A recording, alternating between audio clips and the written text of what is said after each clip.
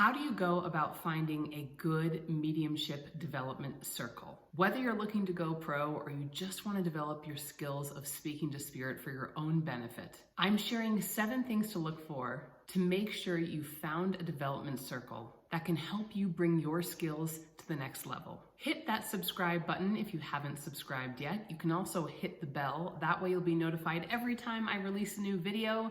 I'd love to share recordings of my own readings so you can see me in action. I share spiritual how-tos, meditations, and so much more. Why development circles? If you're someone who plans to practice mediumship, you need a circle. Why? You need a playground for practicing giving readings and on a very regular basis for a lot of reasons, but especially because you need a place to understand the difference between what's just in your head and what's actually coming from spirit. And you need to understand this before you start working with people, professionally or not, and even once you are working professionally, if that's a goal of yours. It's so important to be able to practice in a safe environment. When you're first developing your skills, it can be a really vulnerable thing. There is also a great responsibility that goes with mediumship. Your words absolutely affect other people, and many of the people you may end up sitting with could be in a vulnerable state of grief. Get training and get to a certain level before you go out and start working with the general public. In terms of finding a great development circle, I'm sharing from my own experience, from what I've seen, and from my own mediumship journey. The first thing you really want to think about is, what do you want to get out of a development circle? What is the purpose of the circle, and what is your purpose for joining the circle? My purpose for being in any development circle is to develop a deep and a powerful connection to spirit, to live a happier and a richer life, to learn to quiet my mind, to learn to speak the language of spirit, to understand the difference between my thoughts and a spiritual impression, to find like-minded people who understand me as a medium and who support me as a medium, to feel confident in my psychic abilities, to feel confident in my mediumship, and to feel confident calling myself a medium, to gain a command of my craft so that I could become a professional evidential medium and do incredible healing work with others. My overarching purpose that I really believe I'm here for is to help use my mediumistic skills to bridge the divide that I see in our country and in our world. I wanted to share all the different aspects of my purpose for being in a mediumship development circle so that you can think about what your purpose might be. And as I shared what my purpose was for a mediumship development circle, that's really the same for the development circle that I run. It is about attracting people to my development circle who want to have that strong connection to spirit so that they can live a happier and a richer life, to learn to quiet their mind, to learn to speak the language of spirit, to come together with like-minded people who all have the desire of developing as evidential mediums, to understand the difference between their thoughts and spiritual impressions, to feel confident using their psychic faculties, to feel confident in their mediumship, and to gain a command of their craft so that they can use their mediumship in the way they choose. That creates more love, more connection, and more healing in the world. Number 2, this is so important when you're looking for a great mediumship development circle. Circle should be a harmonious environment. First of all, it's a lot easier for spirit to work and for you to work with spirit when you are in an environment that feels harmonious. And the leader of the group has a lot of control over creating that kind of culture. You should feel welcomed. You should feel safe and supported. You should feel encouraged. And you should feel comfortable enough to not only learn, but stretch yourself outside of your comfort zone. That's what circle is for. Number 3, high quality teaching and structure that creates freedom. It's true that not everyone's purpose for joining a development circle is the same, but what I will say about teaching and structure that creates freedom is that some people may be talented mediums, but it doesn't mean that they are the best teachers. Being good at your craft doesn't mean being good at being able to teach something to someone. So if you have enjoyed someone's content and the way they explain things makes it easy for you to ingest it and process it, that's a really good sign. And that's such an important part of having a good teacher or a tutor when it comes to mediumship. I've been teaching in one capacity or another since 2007, so 17 plus years. And I found that for people to learn anything well and to progress as efficiently as possible, that having a certain amount of structure, or I call it a framework, during the learning process is absolutely essential. And as I mentioned before, any structure in the teaching or framework that your teacher is working from should allow plenty of room to grow in a unique way for each and every individual, but enough of a roadmap so that a student understands the different mechanics and aspects of mediumship that need to be worked on in order for them to progress to the next level. So many times, struggling to improve comes down to not knowing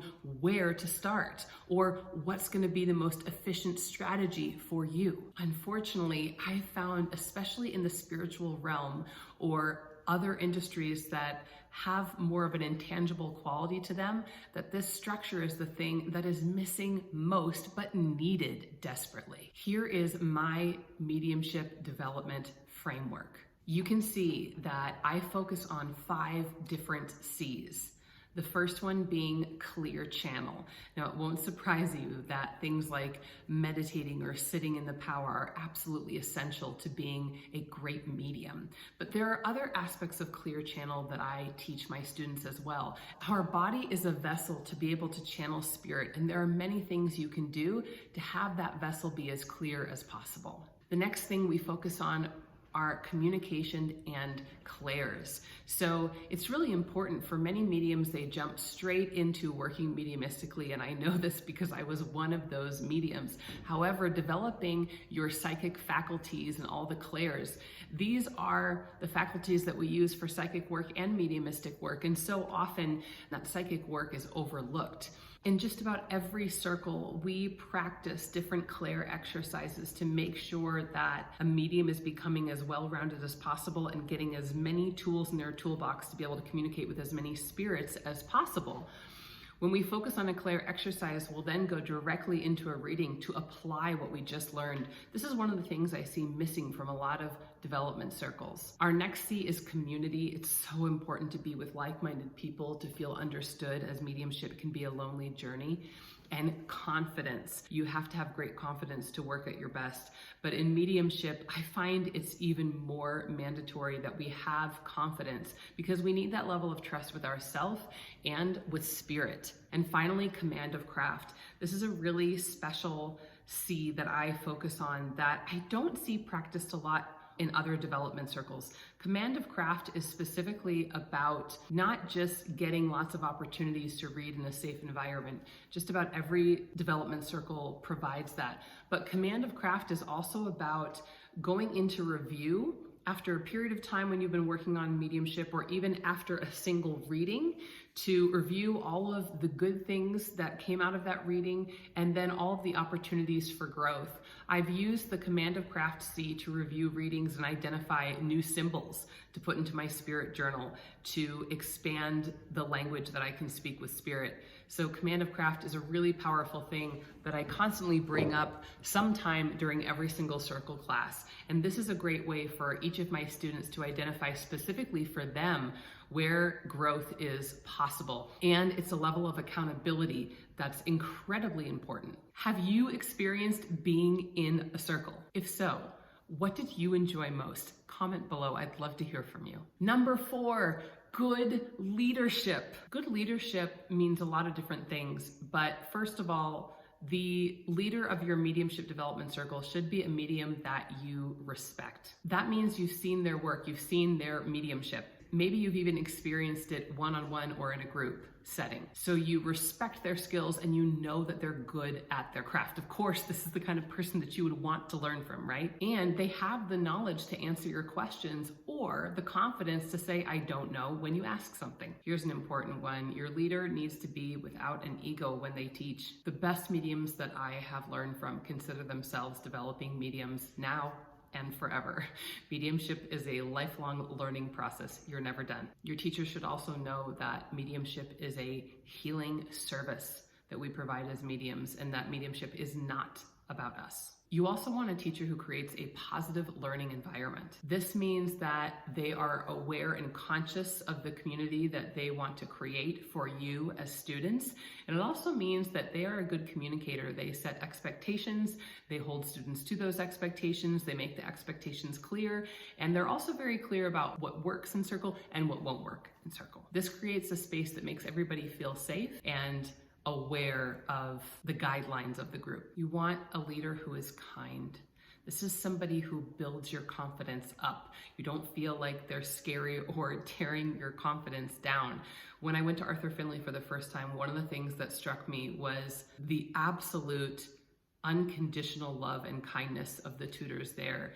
A lot of people first coming into their skills are nervous and vulnerable, and the last thing you want is to feel unworthy or that you're not good enough. And because of that kindness, they are someone that you trust to give you constructive criticism in a way that you can take, that is positive, but that also stretches you out of your comfort zone. You also want to have a leader who is grounded and not fear-based. So if I had a teacher who was making me feel scared about demons or dark energy, I don't think that would be a good fit for me. I'm not saying those things don't exist, but I don't worry about those forces during mediumship. If you have strong boundaries, then Spirit knows that you're all about love and healing. But for me, the other really important thing is having someone who is grounded enough to realize that we are physical beings in a physical reality right now, and that they have 2 feet on the ground.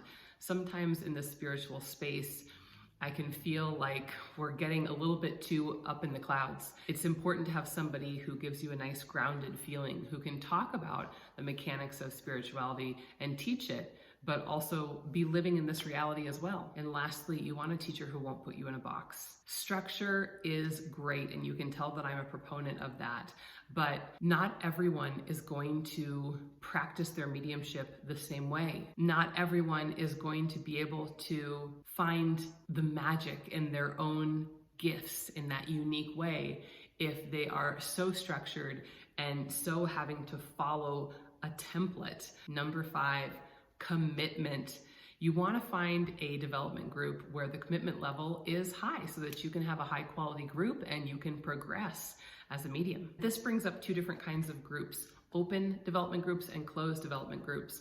Open development groups are groups where different people can come every week as long as all the spots get filled up. Closed groups are groups where it's the same group every single week. Now, I will say when I first joined a development group, it was an open group and it served a great purpose for me at the time, but I found quickly that I prefer closed groups. In closed groups, sometimes the investment may be a little higher, sometimes the commitment will be higher, and sometimes the skill level will be a little higher. So when you're trading readings, you may have a higher quality reading that you receive. You may feel more inspired by the members in the group. While this isn't always true, I do feel that in a closed group, because that trust grows faster, sometimes progress can move more quickly. Number 6, consider the logistics of the group. Meeting weekly is the most ideal thing. Now, one of the things about development groups is that you can sign up for ones here or there that are just a short number of weeks, but something that's a longer period of time or a little bit more ongoing is really powerful because every medium develops at a different pace. Either way, weekly is powerful because you want that experience of reading regularly every single week. 2 hours tops for a development circle. Otherwise, your energy will really start to dwindle, especially if you're first developing your skills. But my favorite sweet spot is a great 90-minute session. So there's time for exercises, readings, debrief, and some great teaching at the beginning. In terms of circle size, my sweet spot is 8 to 12 people. And the last thing that I just want to share is knowing that it's okay if you feel it's time to leave circle. You can outgrow a circle if the purpose that you were looking for from the circle becomes fulfilled. If you're interested in strengthening your clairs so you can speak to spirit, please download my free guide below. It's called 3 Easy Exercises to Strengthen Your Clairs and Speak to Spirit. You can also check out mediumshipwithmel.com to book private readings, group readings, or to check out my development circle and other ways to learn with me. Be sure to check out this video next. And if you like this video, give it a like, comment below, tell me what was most helpful. If you haven't subscribed yet, definitely subscribe, and don't forget to hit that bell so that you can be notified the next time I release a new video.